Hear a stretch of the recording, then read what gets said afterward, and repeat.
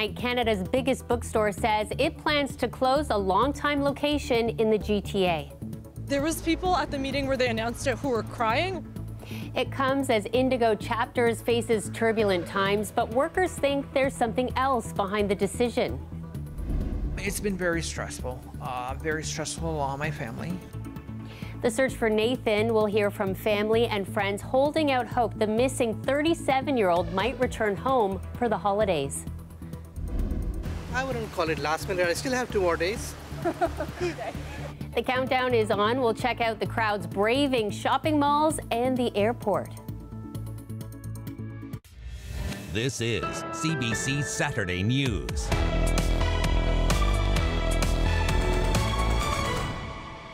Thanks for joining us. Canada's biggest bookstore is closing a longtime location in Scarborough.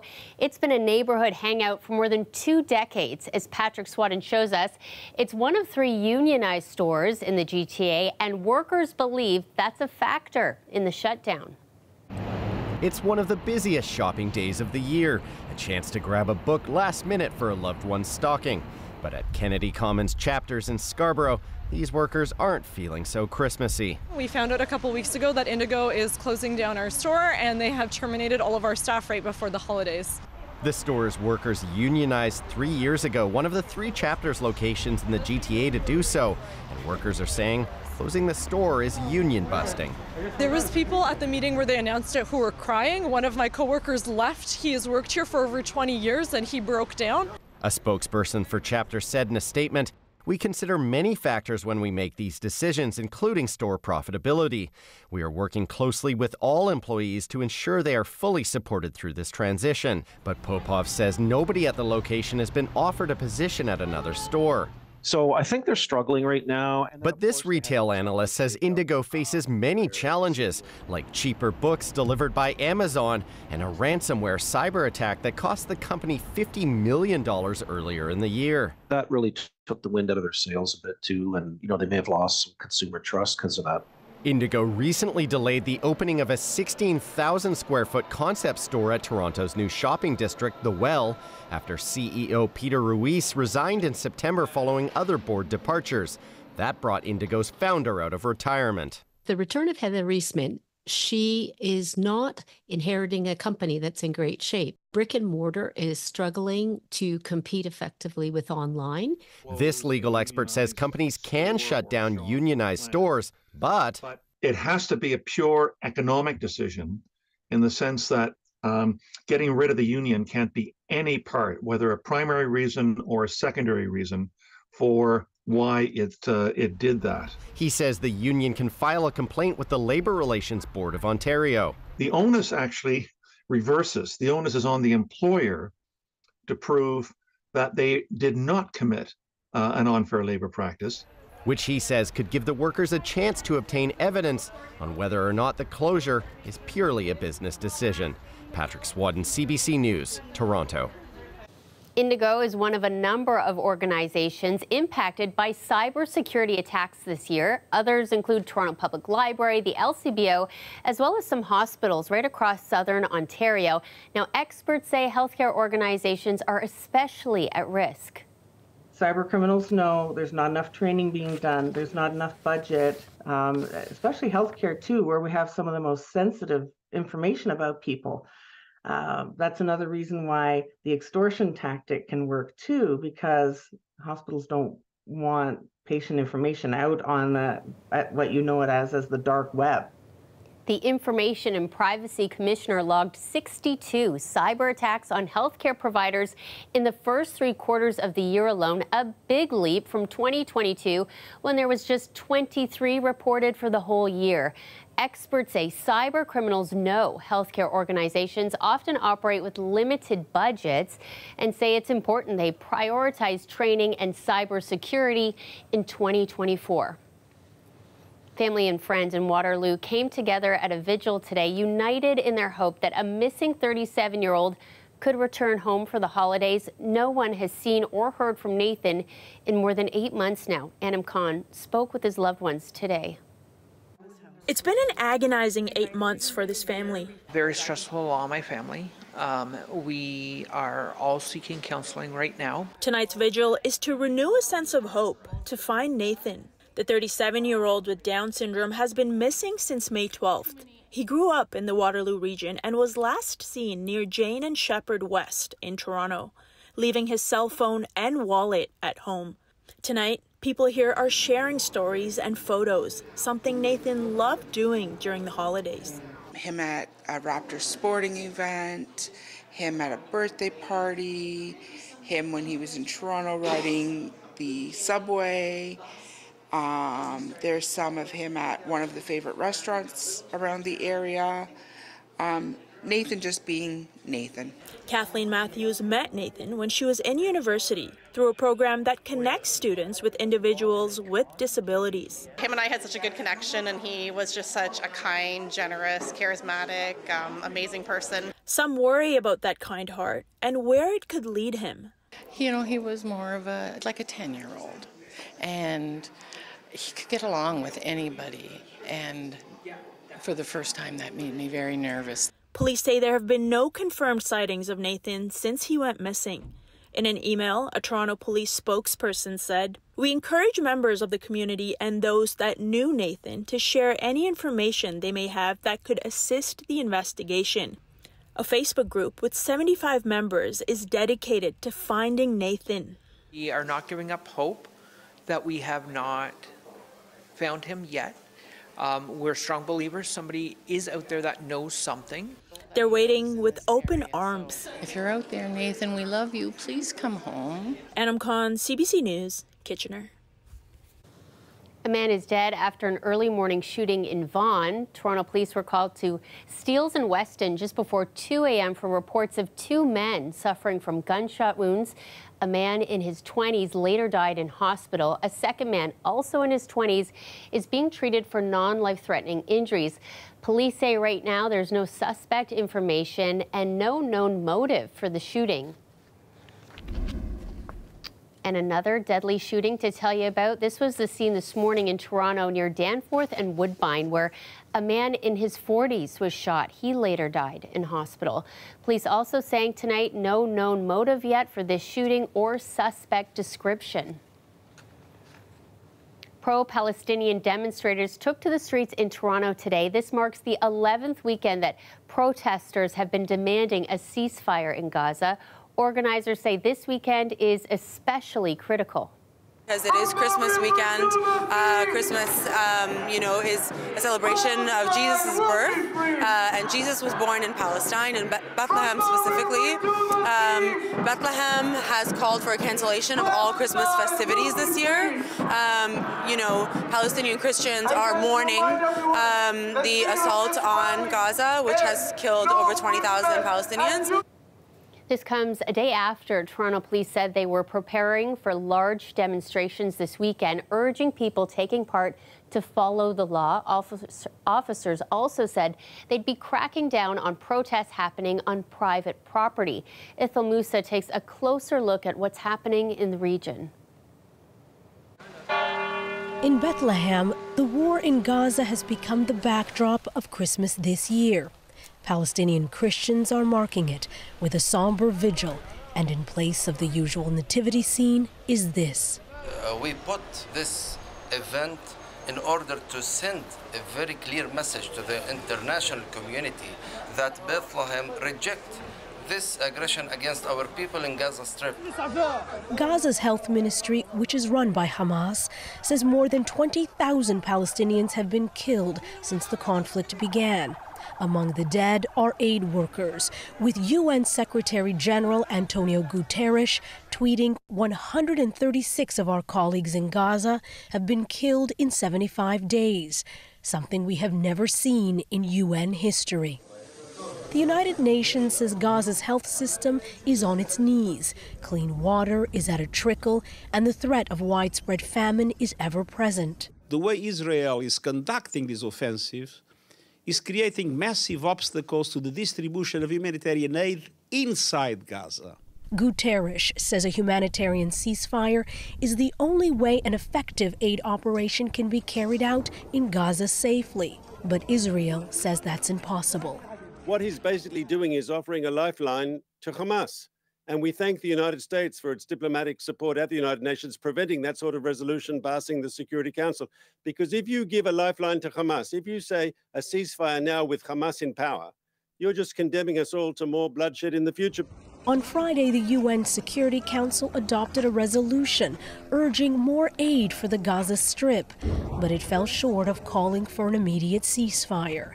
Israel says 140 of its soldiers have been killed since it launched its ground incursion. Its military also says more than 700 people with alleged ties to the militant groups Hamas and Islamic Jihad have been detained in Israel. Idil Musa, CBC News, Toronto. An Ottawa doctor is speaking out after facing a backlash for posting pro-Palestinian messages. Dr. Yipeng Ji says he's resigning from the Canadian Medical Association Board of Directors. Last month, he was suspended from his Ottawa medical residency. He says his posts calling for a ceasefire were misinterpreted. Only wanted to see an end to the suffering, like supporting the rights to self-determination and struggle for human rights and dignity for Palestinian people. And that is the context in which I attended that rally in downtown Ottawa for Gaza. And that is the context in which my social media posts come from. The association says it accepts his decision and calls him a keen advocate and thanks him for serving on the board. Well, with Christmas around the corner, the new year not too far away, the OPP are reminding drivers to stay safe and sober on the roads. We have already laid over 1,000 impaired driving charges since November 16th when we launched our Festive Ride campaign, which runs right through to January 1st, 2024. This is something that is absolutely preventable, and it's a decision that a driver makes to get into a vehicle after they've been drinking. Our message is simple: if you drink, don't drive, and if you drive, don't drink. MAG Canada also echoing that advice tonight, saying in a statement to always make a plan to get home safely if you're out celebrating.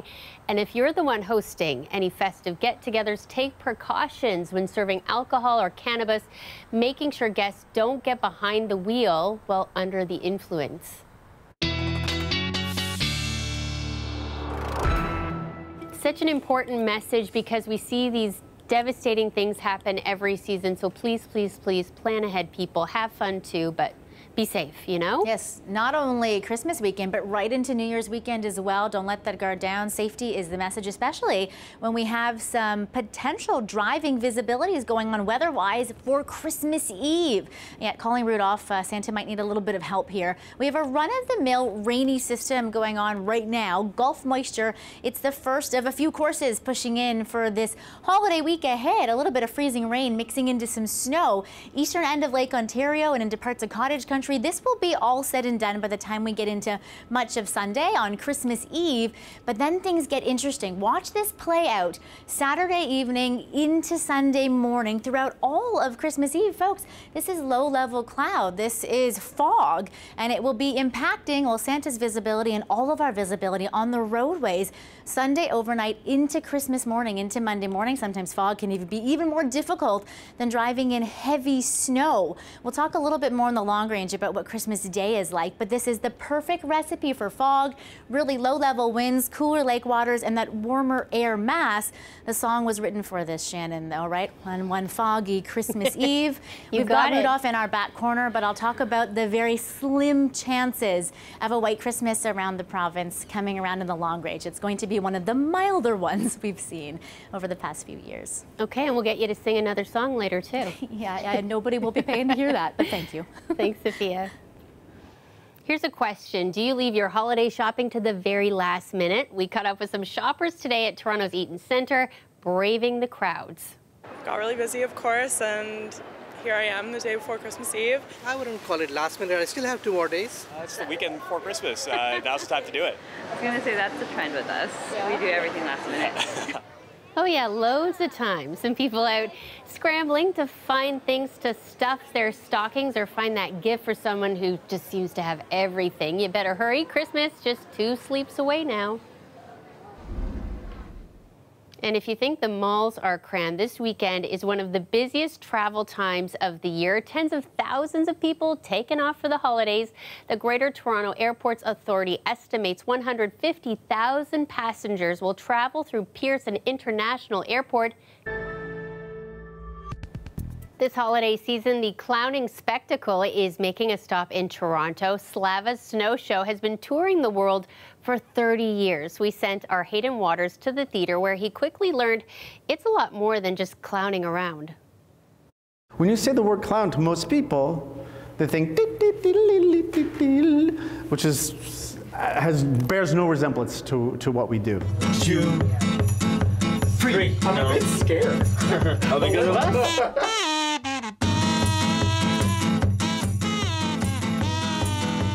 Welcome to the clown world. I'll put some black because I think that's what like it. On his ear? Yes. Show off. I can't see what's going on at the moment. Don't worry. I think it's better if you don't know. Sorry, I can't even zip up my own guy. Oh, yeah. You're doing well. Okay, go ahead and press. More. Got it.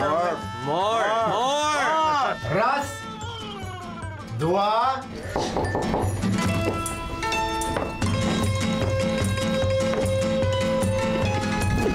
I'm an actor. I was an actor before, and I was doing other theater.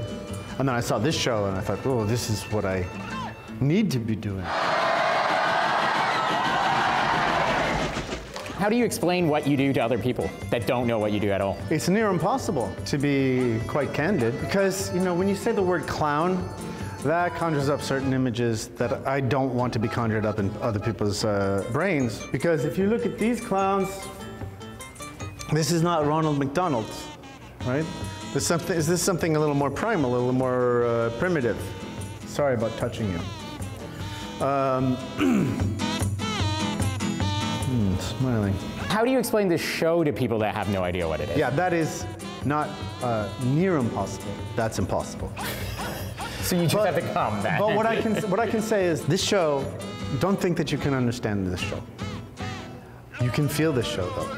You don't understand it with your head, but you feel the hell out of it with your heart. I'm wanting to learn about a little bit about. I don't like the presents. You don't like.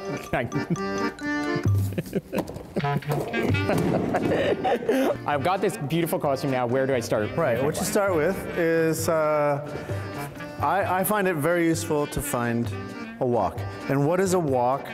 But what does a walk mean to you, to your character? Because different characters are going to walk in different ways, right?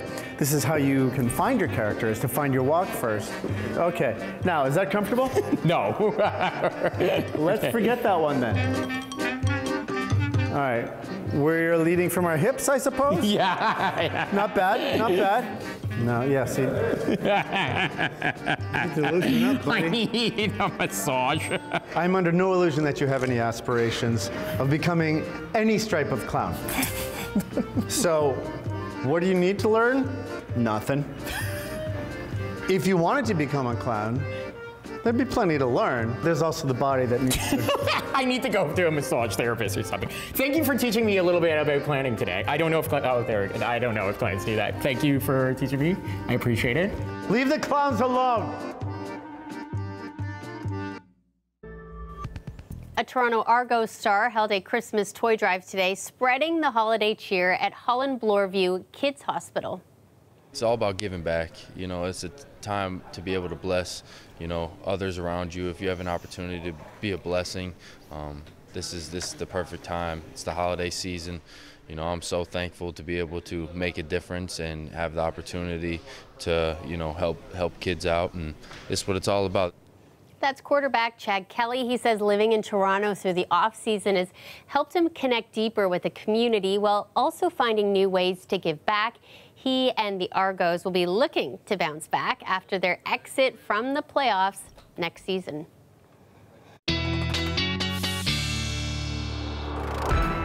Sophia is back with a singing forecast talking about a foggy Christmas Eve. Christmas Eve, I don't have Rudolph to help, and I sang the song for you earlier, but maybe I can help you get through some of the foggy weather on Christmas Eve. Just like the song said, a foggy Christmas Eve, all is not calm and bright, Shannon, for the next 24 hours or so. What you're seeing after this run-of-the-mill rain clears now is fog, yes, for Rudolph to get through with Santa Christmas Eve and all day on Christmas Day for all of your holiday travels. And as we know, fog can really disrupt visibility, maybe even more so than heavy snow. Let's talk a little bit about the forecast and why it's going to be so foggy. Really, really low-level winds, warmer air mass over those colder lake waters, and we have the perfect recipe for this Christmas fog. Yes, it's not the white Christmas, but it's going to be a very mild one. Forecast Christmas Day at 7 degrees. The warmest we've ever had is 15.7 in 1982.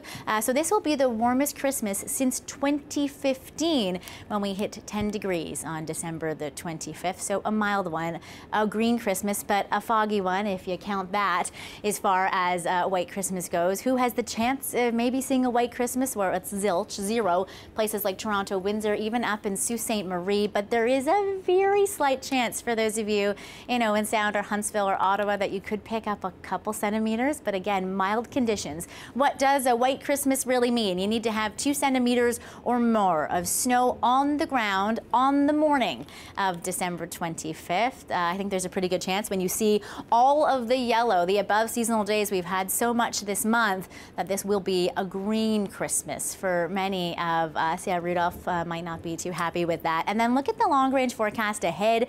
This is Christmas that resembles more of a Vancouver winter Christmas forecast than a Toronto one. We are really above seasonal. The normal right now is around the freezing mark, and we will be anywhere from 5 to 10 degrees above that, really into next weekend. And then a rainy system pushes in midweek that again will bring another milder push of air and double digits for many of you Christmas Day and right into Boxing Week. For anybody heading out to the stores, you will need an umbrella as opposed to that parka for all of your Boxing Week shopping, Shannon.